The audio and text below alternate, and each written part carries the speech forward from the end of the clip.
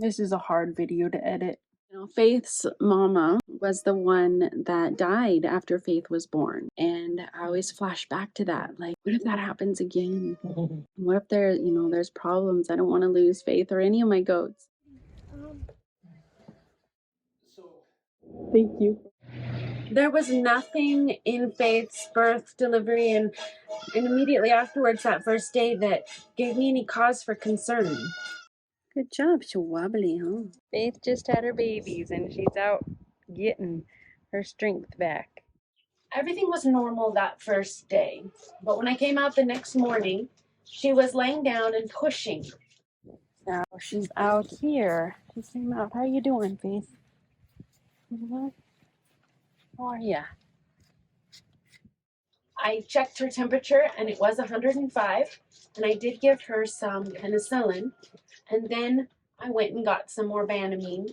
What we had was discolored, and so I went and got some more and gave her some Banamine. Her temperature did come down, but then it started to go very, very low.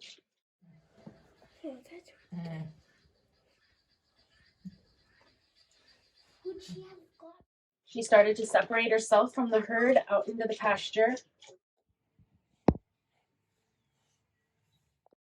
And that is when we gave her an iodine flush to flush out and open up anything, if anything was in her womb, like if there was a placenta still in there, or even a kid, that would encourage to flush out anything that was in there. We just went to the vet and picked up some Banamine, and then just stopped by to get some iodine, and I wasn't sure how much we had at home enough, because we're gonna go home and flush out Faith's uterus, and then give her some Banamine, and then take her into the vet at 4:30, just to make sure that she's okay. I really don't want to lose her. So that's where we're at. I don't know why she's still pushing.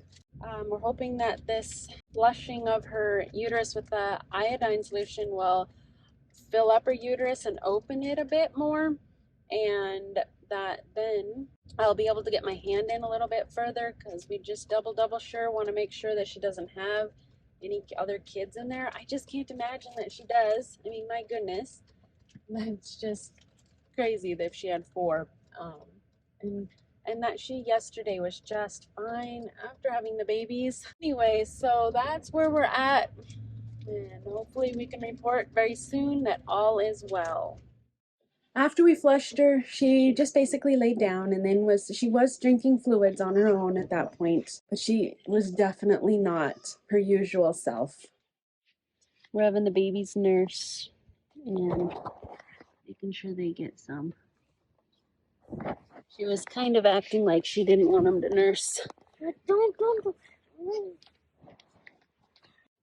I was just giving her syringe water in the syringe gun, but then I offered it to her and she's drinking it, so that's a better way. It's a good thing. I was feeling so anxious about getting her to the vet that I got her loaded up earlier than we were supposed to be there, which was a good thing because we had a torrential downpour. Just got to the vet. It is a downpour. So now we have to wait for it to stop. We're a little early as well, so I'm getting nervous for Faith because her temperature is now below 100. That's really bad.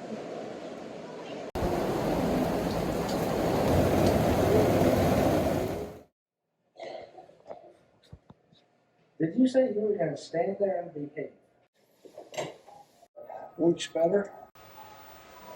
Because it's actually what your heart uses to pump. And so when you are low on calcium, everything in your body slows down because your heart slows down. So what we're going to do is we're going to take this catheter, stick it in the jugular vein, and hopefully she's just going to tolerate it really well. And then we're going to sit here and we're going to flow. I've got calcium, I've got sugar, and I've got sterile saline. Calcium's important, but calcium in relation to magnesium and sodium is even more important. Remember when we were bleeding those goats? How it was relatively easy. You could press right here and then you'd see that vein stand up.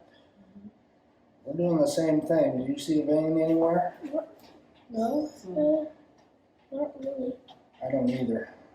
Part of that is because our heart rate is so slow. And that's just because she's sick and not feeling. Mm-hmm.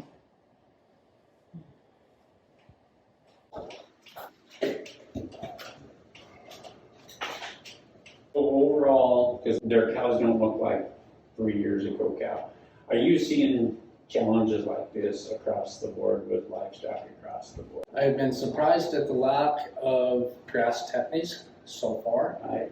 I think we are right there on the verge of it. It's just, every once in a while, like the sale one, we still see a lot of thinner kind of cows coming through, and it's just been a hard 3 years.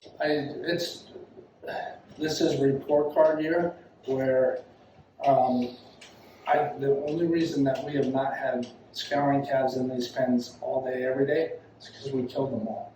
And I mean all of them early. Right. I think there is so much, and I hate the word stress, but honestly, I think stress is a quantifiable issue that pays dividends for a long time. And yes, stuff like this, she's in great flesh. She's older than what I like. Well, at 6, I'm not going to quibble too much. If she was 8, I would be. So just the fact that we're older is you're going to have more issues like this, even if everything is totally normal. Yeah, to answer your question, cows are still strung out. If it does this all summer long, they'll be like, hey, yeah, you got no excuse now. After we took her to the vet, he was very encouraging. He really thought that she was going to pull through, and she started to perk up while we were there. And then we got her home, and I was getting her settled into her stall with some heat lamps and a blanket. As I was getting the heat lamps home, I looked down, and she was almost having something maybe like a seizure. She was rocking back and forth and almost convulsing, and within less than a minute she had passed. It was very sudden. The text messages I had with my vet were within minutes apart. He had just sent a message that said, I think she's going to pull through. I'll just get her warmed up, and if you can keep her stable with her temperature through the night, I think she's going to pull through. And within minutes, I had text back, should I get a necropsy? You are such a good girl. Thank you for all your good years.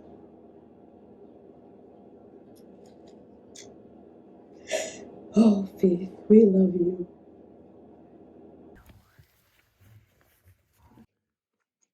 These nipples work much better. They really take to them a lot easier. They're just smaller.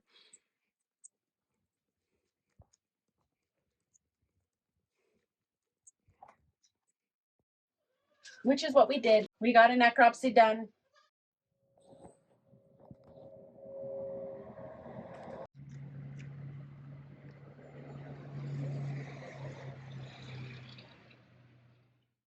The necropsy really showed us nothing. It had no clear, concise answers. She was of good health inside. There was no dead baby inside. There was no placenta inside. There was no infection. There was nothing that said, this is why this happened. She was treated with the Caro syrup mixture and molasses mixture that I was giving Eva, and I did treat her with that first day, and I had taken what I felt was the steps that needed to save her.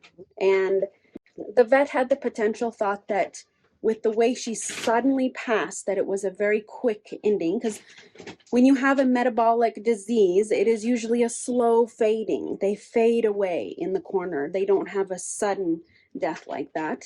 And that it may have been a blood clot or something that went to her brain and caused that sudden death. But we probably will never know for absolute certain. We lost our Faith. There's a definite hole in our herd, but we have our little mustard seed here that looks almost exactly like her. And we'll also keep the last two babies that she had, the two little girls that she just had and that we're bottle feeding now. But we will always remember Faith, and we will always be sad that she left us.